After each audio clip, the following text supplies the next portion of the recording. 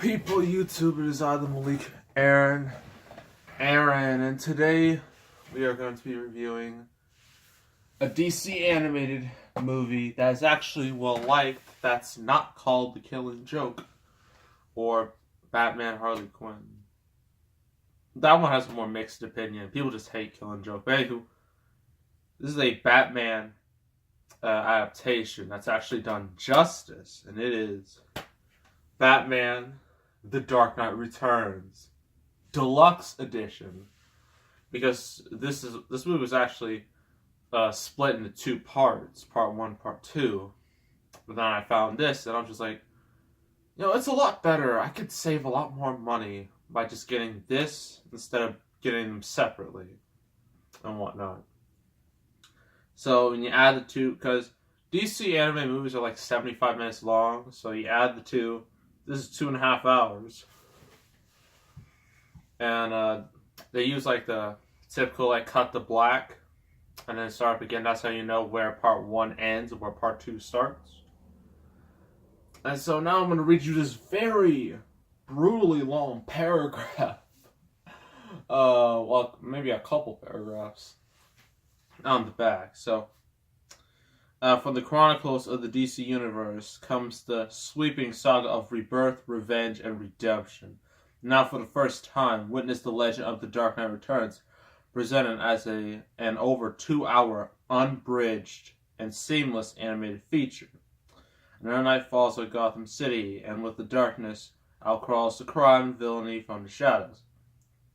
The days of the Batman and other noble superheroes are but faded memories. Violence and despair are now the harbingers of our time. With the roving gangs and the return of villains such as Harvey Two-Face Dent and the Joker, an aged and weathered Bruce Wayne dons the mask and cape once more, with the brave young Carrie Kelly at his side as Robin. The Dark Knight faces off against insurmountable odds, unforgettable battles, and even the Man of Steel as he desperately fights to reclaim Gotham City, with a stellar voice cast held up by Peter Weller from RoboCop, Ariel Winter from Modern Family, and David Shelby from Dark Shadows. Experience the complete epic journey of the Dark Knight as never before. So, this is based off the highly acclaimed graphic novel made by Frank Miller, the dude who made 300 and Sin City. And in this story, Batman is old. He's like mid-50s. And James Gordon's like 70. He's about to retire from his job. And yeah, I mean, Gotham is... I still understand why anyone would live there. It's a horrible place. If it was real, I would never even go by there, because, come on now. Joker, he's sort of like in a catatonic state. He's just kind of, because everyone knows, like, if you know Batman, like, Joker and Batman, like, Joker needs Batman. He needs a reason to do what he's doing. Without Batman, pretty much his whole villainy is worthless. Because as shown in Megamind, a villain needs a hero to fight. That's how it's always been.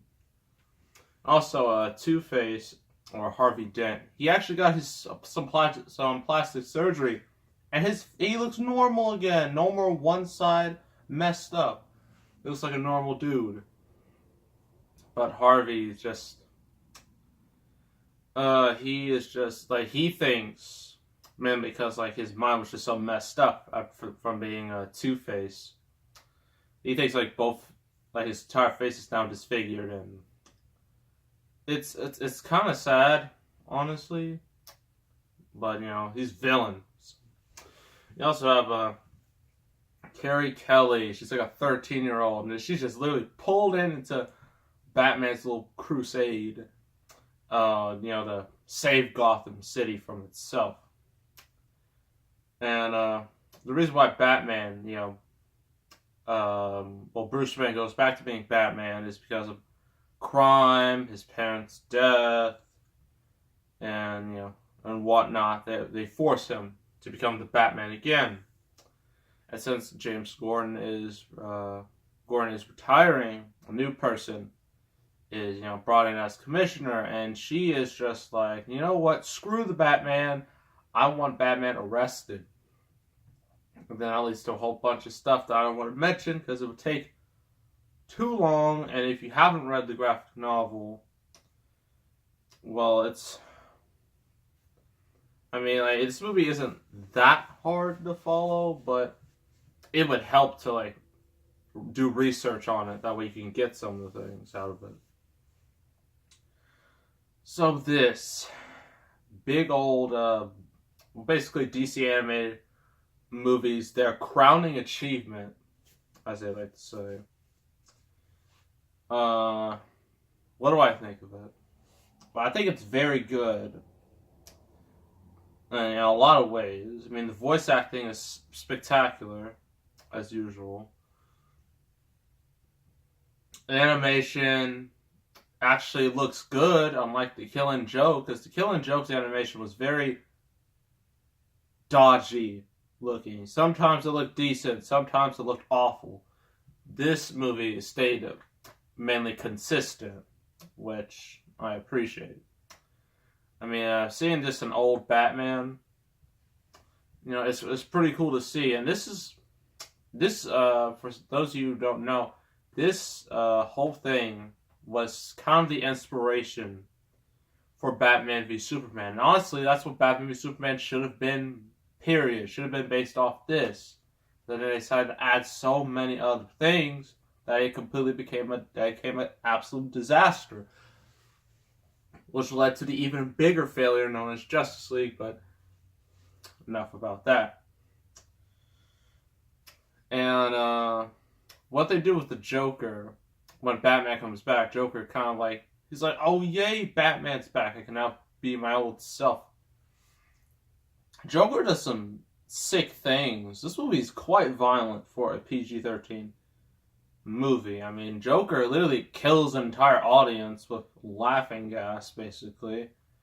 The new Robin is fighting a criminal. They're fighting on a roller coaster. You know how roller coasters, they have the things in the middle that help the roller coaster go up and then down. That way it keeps it, moving. Dude gets stuck on it, and he goes up, and then he's dead. I was just like, wow. That was pretty gruesome. And then Joker just goes around the fairground, murdering fools left and right. Like this is GTA, and Batman and Joker. They eventually go to the Tunnel of Love. If you've seen what the fair looks like, there's a Tunnel of Love in there. And then Batman and Joker fighting there. Joker stabs Batman a couple times, but then Batman breaks Joker's neck, but he doesn't die. But people see it. And so Joker, basically, he's won because he made Batman lose control. Because Batman's motto is, don't kill. But Batman broke his neck, and so... Yeah, and Joker actually breaks his own neck. He just twists it a little more, and then it breaks, and then he's dead. So that way it looks like Batman killed the Joker. Even though Joker technically did it himself. And Superman comes along, and there's this Cold War plot, and nobody cares about that. It's not all that important. Well, it is, but I really don't care. Then in the end, Batman in his awesome metal suit fights off against Superman. It's an epic battle. Far better than the one in Batman v Superman. Because Batman v Superman was just... It looked cool, but it was ruined by the infamous Martha! Where do you know that name? That infamous moment that will now...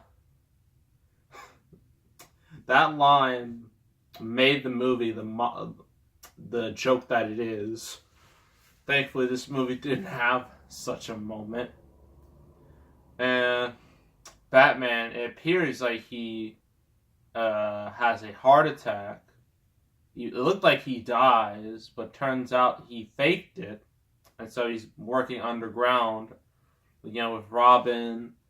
Well, Alfred dies of a stroke, and like the whole Wayne Manor just blows up. That's all that happens in the end.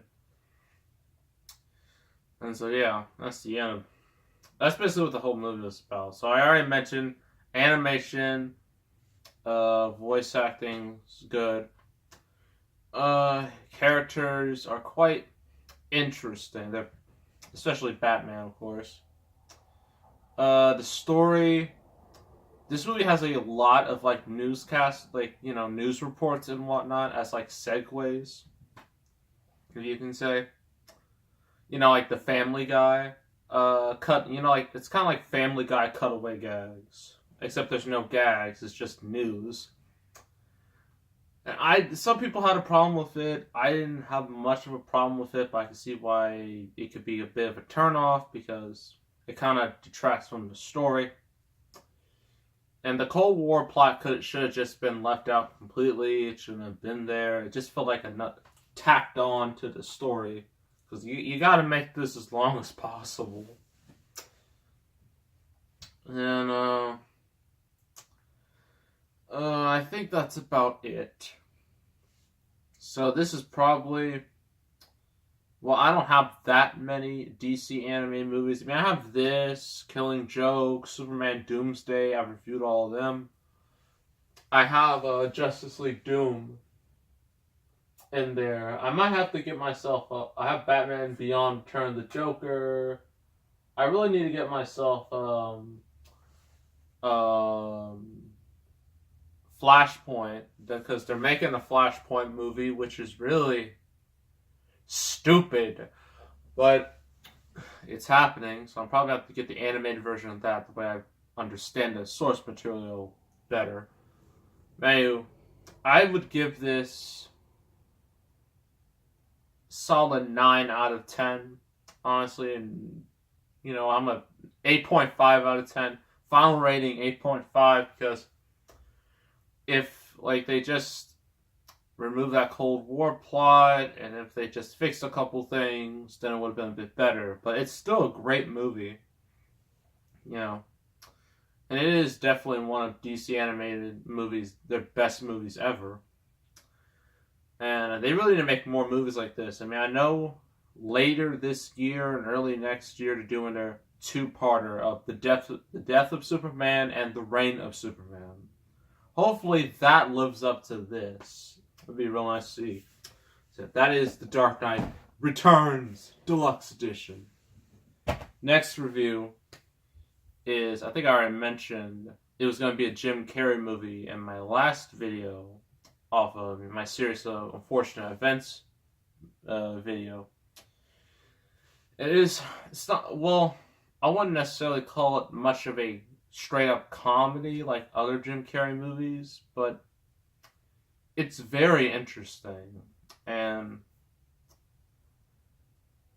it's just kind of unique, and it is The Truman Show. Yes, we are doing the movie of what happens when you take reality TV to a new extreme. That's The Truman Show. So make sure to subscribe, like this video, leave a comment. I will see you all next time, and I am out.